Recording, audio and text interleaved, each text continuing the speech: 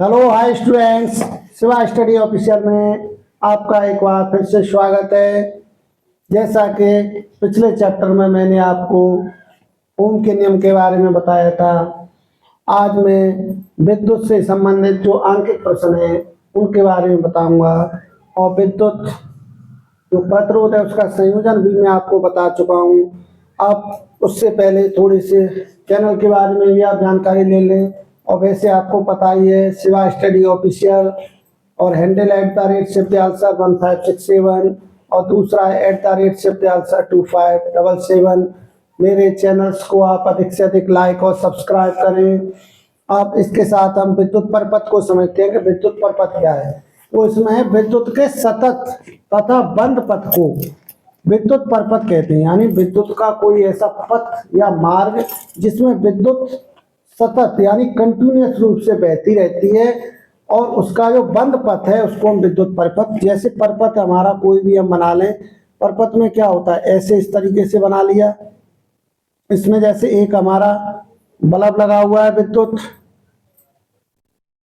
Bulb लगा हुआ है, इसमें जो है धारा बह रही है, इसमें एक कुंजी लगी हुई है, स्विच लगा हुआ है और इसमें एक बैटरी लगी हुई है। यानी इस तरह की जो एक व्यवस्था होती है वो विद्युत परपथ, यानी इसके अंतर्गत क्या है, धारा सतत रूप से जो है बहती रहती है। तो ऐसा कोई परपथ जिसमें धारा सतत रूप से बहती रहती है उसे हम विद्युत परपथ कहते हैं। तो यहाँ तक आप विद्युत परपथ समझ गए होंगे। अब विद्युत परपथ के बाद हमारा एक क्वेश्चन है कि एक कूलम आवेश की रचना करने वाले इलेक्ट्रॉनों की संख्या बताइए। तो इलेक्ट्रॉनों की संख्या बतानी है तो पहले तो हम देखेंगे एक इलेक्ट्रॉन जो होता है उस पर कितना आवेश होता है। तो इलेक्ट्रॉन पर जो आवेश होता है हमारा E बराबर 1.6 इंटू 10 की पावर -19 कूलम होता है। इलेक्ट्रॉन पर आवेश ये होता है 1.6 इंटू 10 की पावर -19 कूलम। अब इसके बाद एक जो हमारा फॉर्मूला होता है Q बराबर Ne। Q जहां पर क्या है, आवेश है, N जो है नंबर ऑफ इलेक्ट्रॉन्स है, नंबर ऑफ इलेक्ट्रॉन्स, और E यहां पर हमारा इलेक्ट्रॉन पर आवेश है, इलेक्ट्रॉन जैसे माना। तो अब इस फॉर्मूला में Q बराबर जो Ne लगा हुआ है, अगर इसमें Q बराबर Ne में हम ऐसा करें कि Q का मान, और हमको निकालना है N का मान, N क्या हो जाएगा हमारा Q अपॉन E हो जाएगा, या एक पर निकालना है तो Q बराबर क्या हो जाएगा N अपॉन E हो जाएगा। तो यहाँ से हमें Q का मान निकालना है तो N का मान है 1 अपॉन E का मान लगाया 1.6 इंटू 10 की पावर -19 हो गया। तो यहाँ से इसको जब हम सॉल्व करेंगे तो सॉल्व करने के बाद हमको पता चलता है 6.25 into 10 to the power -18 electron. तो यहां तक आप समझ गए होंगे कि जो एक हमारा जो है आवेश की रचना करने वाले, एक आवेश की रचना करने के लिए 6.25 इंटू 10 की पावर -18 इलेक्ट्रॉन की हमको आवश्यकता पड़ती है। तो यहाँ तक मैं उम्मीद करता हूँ कि आप समझ गए होंगे। एक कूलम आवेश की रचना करने के लिए इतने इलेक्ट्रॉन, और एक इलेक्ट्रॉन पर जो हमारा आवेश होता है वो 1.6 इंटू 10 की पावर -19 कूलम होता है। और ये जो होता है इलेक्ट्रॉन पर आवेश ऋणात्मक होता है। इतना ही अगर हम प्रोटॉन लेंगे तो प्रोटॉन पर इतना ही धनात्मक आवेश होता है 1.6 into 10 to the power -19 coulomb. Electron पर ऋणावेश और प्रोटॉन पर इतना ही धनावेश। तो यहाँ तक मैं उम्मीद करता हूँ कि इसको आप भली भांति समझ गए होंगे। अब इसके बाद हम एक नेक्स्ट क्वेश्चन लेते हैं, अगला क्वेश्चन, क्योंकि आज मैं आपको न्यूमेरिकल ही कराऊंगा। तो विद्युत वाले चैप्टर से भी न्यूमेरिकल अक्सर करके एग्जाम में आते रहते हैं। तो आप अगर न्यूमेरिकल अच्छे से कर लेंगे तो आपको एग्जाम के समय पर कोई दिक्कत नहीं होगी। तो आप न्यूमेरिकल्स को समझें और करें, और इनका रिवीजन भी करते रहें कि आप न्यूमेरिक्स का जितना अधिक रिवीजन करेंगे आप उतना ही अधिक इनको जो है अच्छे से कर पाएंगे और आपको करने में कोई दिक्कत भी नहीं आएगी। तो इसी के बाद हम नेक्स्ट जो क्वेश्चन है हम उसको देखते हैं कि नेक्स्ट क्वेश्चन में क्या दिया है।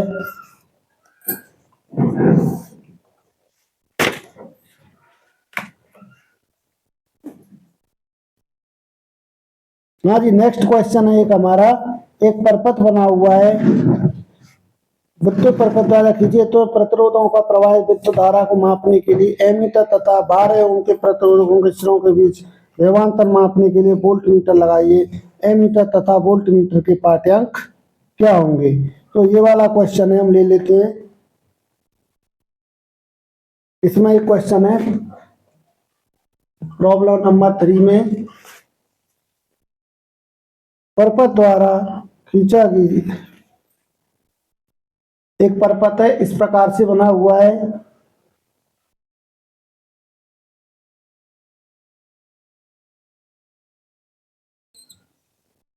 ऐसे परपथ बनना है, इसमें इस प्रकार से एक बैटरी लगी हुई है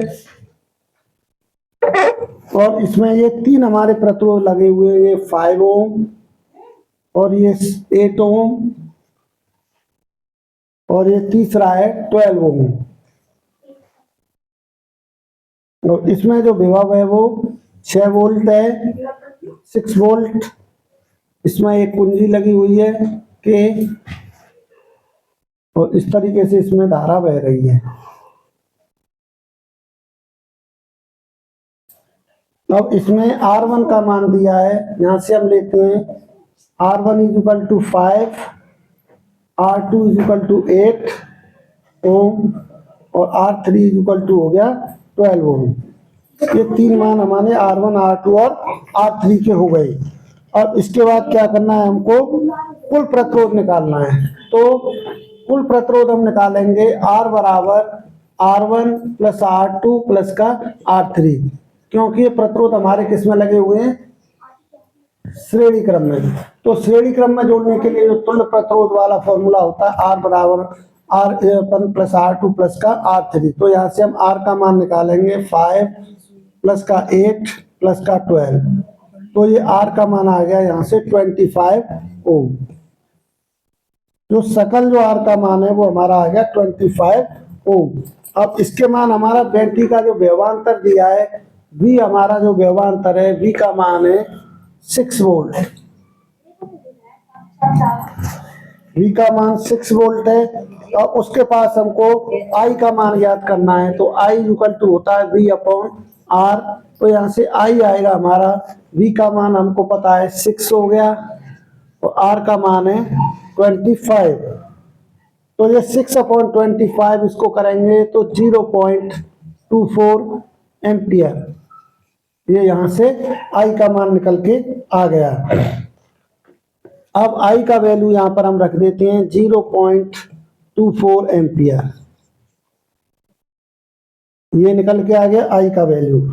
अब इसके बाद हमको V बराबर IR से, यहां से हमारा निकल के आ जाएगा 12 ओम के, 12 ओम प्रतिरोध के लिए, 12 ओम प्रतिरोध के लिए हमको किसका मान निकालना है, V बराबर I का वैल्यू अभी हमने निकाला है 0.24 इंटू इसका वैल्यू हो गया 12 और दोनों का मल्टीप्लाई किया हमने, यहां से निकल के आ गया V का मान 2.88 वोल्ट। तो यहां तक आप समझ गए होंगे। 3 प्रतिरोध ये लगे थे, इनका नेट प्रतिरोध निकाला 25 ओम हो गया। उसके बाद I का मान निकाला V अपॉन R से 0.24 एम्पियर हो गया।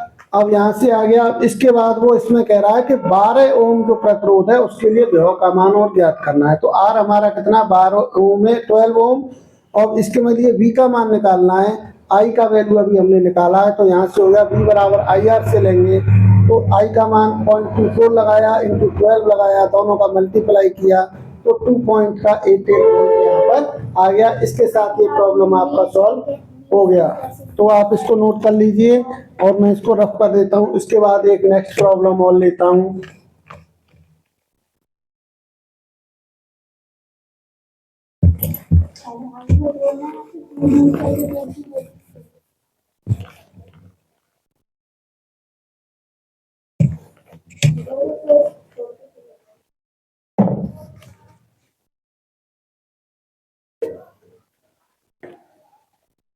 इसके बाद देखिए नेक्स्ट हमारा एक क्वेश्चन है। इस क्वेश्चन में दिया है इस तरीके से प्रतिरोध बने हुए हैं। ये प्रतिरोध बना है, इसका है 2 ओम वैल्यू और ये इस तरीके से यहाँ इससे कनेक्ट है।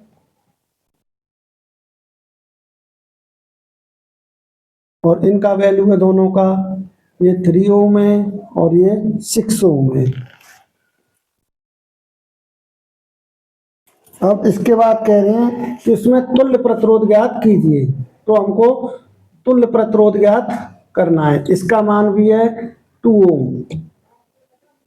ये है ए और ये पॉइंट है बी।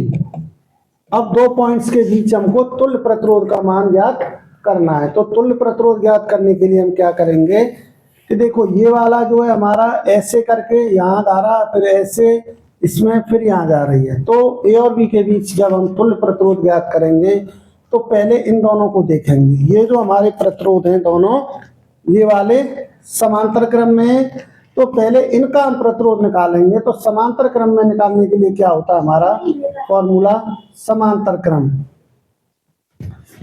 तो समांतर क्रम के लिए होता है 1/r = 1/r1 प्लस का 1/r2। तो यहाँ से r का मान निकल के आ जाएगा 1/3 प्लस का 1/6। तो 1/r = 6 आ गया, यहाँ से 2 प्लस का 1। तो 1/r = 3/6। तो r = आ गया 6/3। तो यहाँ से r का मान निकल के आ गया 2 ओम। यानी तुल्य प्रतिरोध यहाँ का कितना हो गया हमारा 2 ओम हो गया। अब इस प्रतिरोध को हम क्या करेंगे, जो 2 ओम है ये इनके साथ कनेक्ट हो जाएगा। इसका मान निकल के आ गया 2 ओम। अब ये 1 2 3 ये तीनों किसमें हो जाएंगे, श्रेणी क्रम में। तो अब हम श्रेणी क्रम वाला फॉर्मूला लगाएंगे, श्रेणी क्रम में प्रतिरोध। तो श्रेणी क्रम में फॉर्मूला जो होता है R = R1 + R2 प्लस का R3। अब इन तीनों को हमने वैल्यू पता चल गया, इसका 2 इसका 2, तो 2 + 2 + 2, तो R = आ गया 6 ओम। तो अब जो हमारा नेट जो तुल्य प्रतिरोध बन के आया है, इसको R' मान लेते हैं, इसको R" मान लेते हैं। तो R" जो निकल के आ गया हमारा कितना आ गया 6 ओम। तो यानी इस पूरे परपथ का जो तुल्य प्रतिरोध होगा वो कितना होगा 6 ओम। तो मैं उम्मीद करता हूं कि यहाँ तक आप समझ गए होंगे। और अगर कोई प्रतिरोध आपको दिया है, उसका तुल्य प्रतिरोध निकालना है तो कैसे निकालना है वो आप अच्छे से निकाल पाएंगे। इसी के साथ एक क्वेश्चन मैं और लेता हूं, नेक्स्ट क्वेश्चन, उसको और आप समझ लीजिए। क्या हुआ,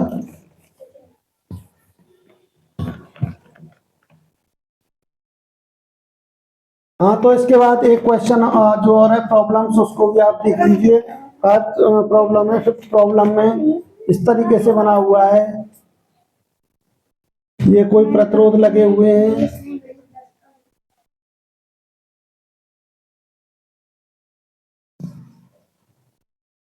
ये एक दूसरे से इस तरीके से कनेक्ट है। तो इनके मध्य हमको जैसे ए और बी है, ये पॉइंट ए है और ये पॉइंट बी है, इनके मध्य तुल्य प्रतिरोध ज्ञात करना है। इनका वैल्यू दिया है, इसका 2 ओम है, इसका वैल्यू 3 ओम है और इसका वैल्यू 6 ओम है। और इसमें कह रहे हैं कि ए और बी के मध्य तुल्य प्रतिरोध ज्ञात कीजिए। तो तुल्य प्रतिरोध ज्ञात करने के लिए हम देखते हैं कि ये तीनों ही हमारे प्रतिरोध हैं वो किसमें है, समांतर क्रम में। तो ये समांतर क्रम जो होता है, समांतर क्रम वाला फॉर्मूला लगाएंगे हम। तो समांतर क्रम में देखो क्या होता है कि 1/r = 1/r1 प्लस का 1/r2 प्लस का 1/r3। इसको मानो R1, ये R2 और ये हो जाएगा R3। अब इसके बाद R1 R2 और R3 को अलग अलग हम लेते हैं। तो इसमें इसका वैल्यू लगा देते हैं। 1/r = 1/2 प्लस का 1/3 प्लस का 1/6। अब 1/r = यहाँ से इसका एलसीएम लिया, 6 आ गया, 2 3 जा 6 हो गया, 3 2 जा 6 और 6 1 जा 6। तो यहाँ से आ गया 1/r = 6/6। 6 से 6 1/, तो 1/r = 1/1, यानी r = निकल के आ गया 1। प्रतिरोध। तो यानी इस परपथ का जो तुल्य प्रतिरोध होगा उसका मान कितना होगा 1 ओम। तो यहाँ तक मैं उम्मीद करता हूँ कि आप अच्छे से समझ गए होंगे और इस तरीके की अगर कोई प्रॉब्लम्स आपकी आती है तो आप उसको अच्छे से कर लेंगे। प्रतिरोध को अगर इस क्रम में है तो उसको आप समांतर क्रम वाले फॉर्मूले से लगाइए और ऐसे है तो उसको श्रेणी क्रम वाले फॉर्मूले से लगा के आप कर सकते हैं। तो यहाँ तक मैं उम्मीद करता हूँ कि आप अच्छे से समझ गए होंगे और इन क्वेश्चन को आप अच्छे से कर पाएंगे।